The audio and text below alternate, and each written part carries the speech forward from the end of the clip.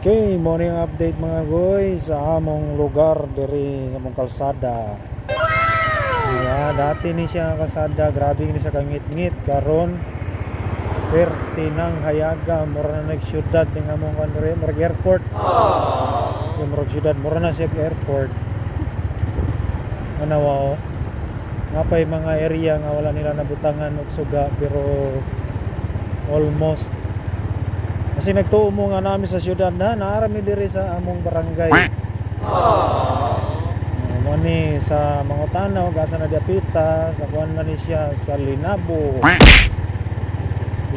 og Violeta Road ni siya. Paingon ni siya dalan, paingon sa Kabanglasan. Sairi Highway ni siya. Wow, kung sa kanindot ang among kuan no. Kung sa kahayag murag naa sa syudad.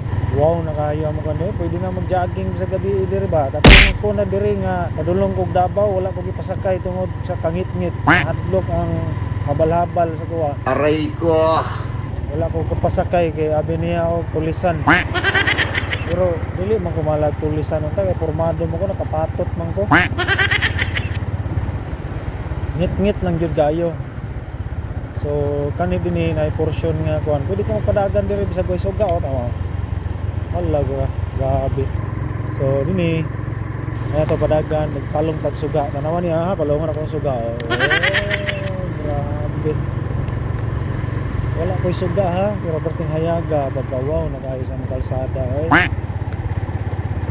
Dira na ni sa Violeta. Na nagpasulod na tag Violeta. Kani man gyagyan Linabo ni tapos kana mo na boundary Violeta. Welcome to Barangay Violeta.